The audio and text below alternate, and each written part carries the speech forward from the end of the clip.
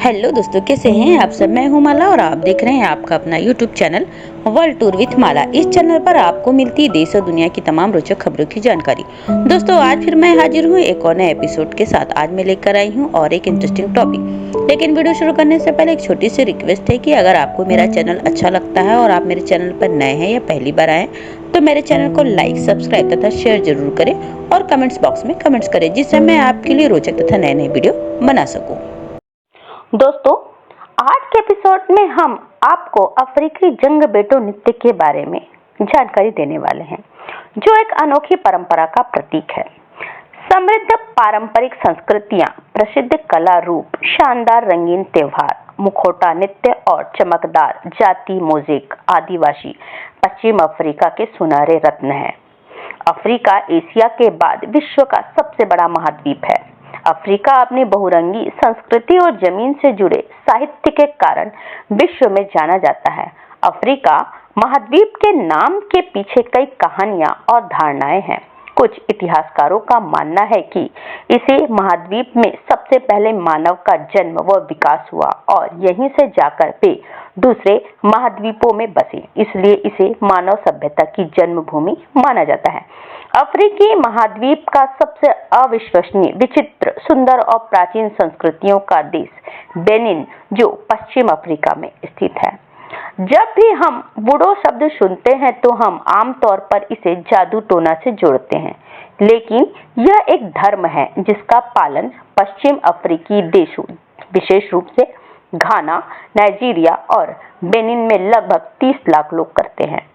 वुडो सबसे पुरानी धार्मिक प्रथाओं में से एक है। इसे नकारात्मक प्रचार मिला क्योंकि उपनिवेशवादियों को अपने अफ्रीकी गुलामों द्वारा वुडो का अभ्यास करने से डर लगता था।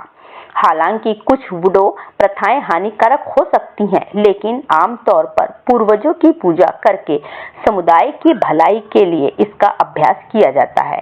एक वुडो व्यवसायी ने कहा, कुछ वुडो प्रथाएं कई लोकप्रिय फिल्मों में भी दिखाई देती है, जैसे एवेंजर्स के ब्लैक पैंथर और पायरेट्स ऑफ द कैरिबियन, जिन्होंने बॉक्स ऑफिस पर अच्छा प्रदर्शन किया।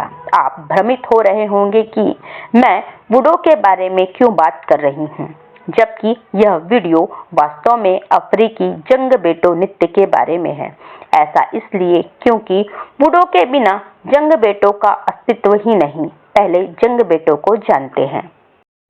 जंग बेटो का शाब्दिक अर्थ है रात का चौकीदार या रात के आदमी। उन्हें वुडो समुदाय का प्राथमिक पुलिस बल माना जाता है, जो न केवल रात में उनकी रक्षा करते हैं बल्कि कानून और व्यवस्था भी बनाए रखते हैं।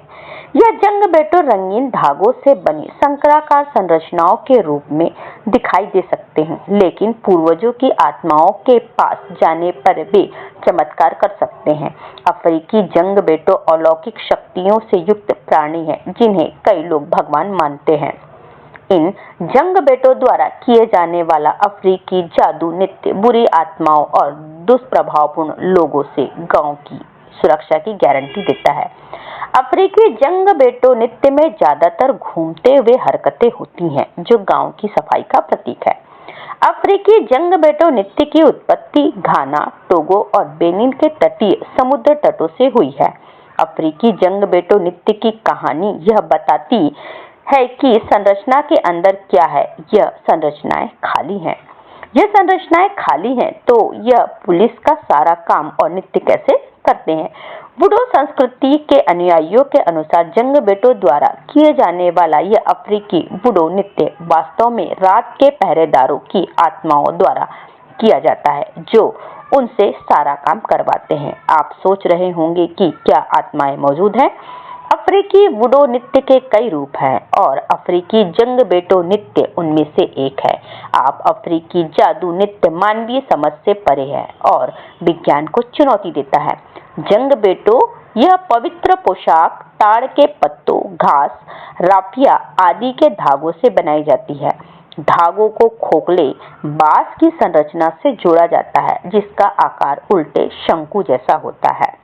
जंग बेटो पोशाक को रंगीन धागों से सजाया जाता है, जिन्हें प्राकृतिक रूप से उपलब्ध विशेष जड़ी बूटियों का उपयोग करके रंगा जाता है।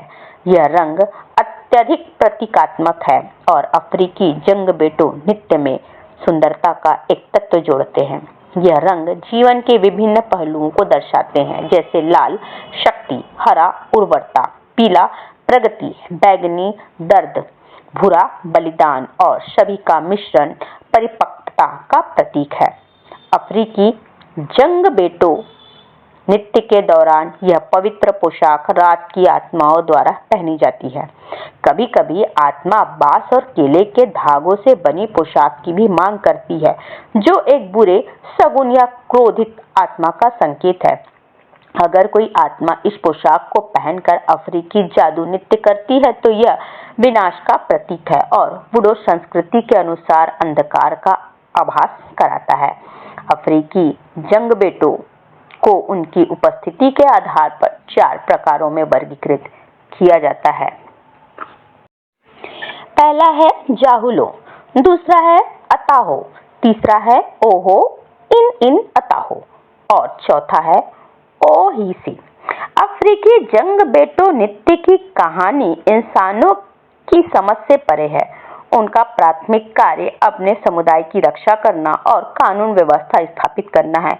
लेकिन आपको यह जानकर आश्चर्य होगा कि जंगबेटो के अंदर यह पुश्तैनी आत्माएं समुदाय की बेहतरी के लिए भी काम करती है।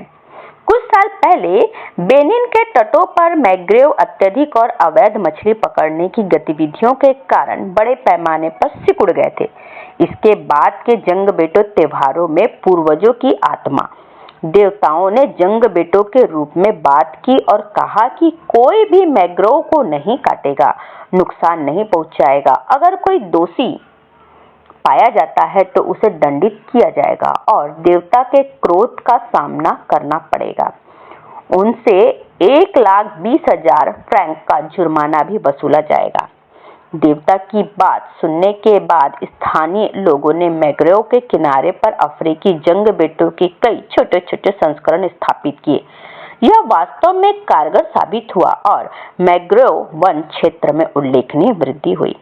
जहां तक अफ्रीकी जंगबेटो नृत्य का सवाल है, पृथ्वी पर कई ऐसी जगह हैं जो विज्ञान को चुनौती देती है और मानवीय समझ से परे है, और यह उनमें से एक है। यह आश्चर्यजनक है कि कैसे आत्माएं चमत्कार कर सकती है और एक खाली वस्तु को नृत्य करवा सकती है।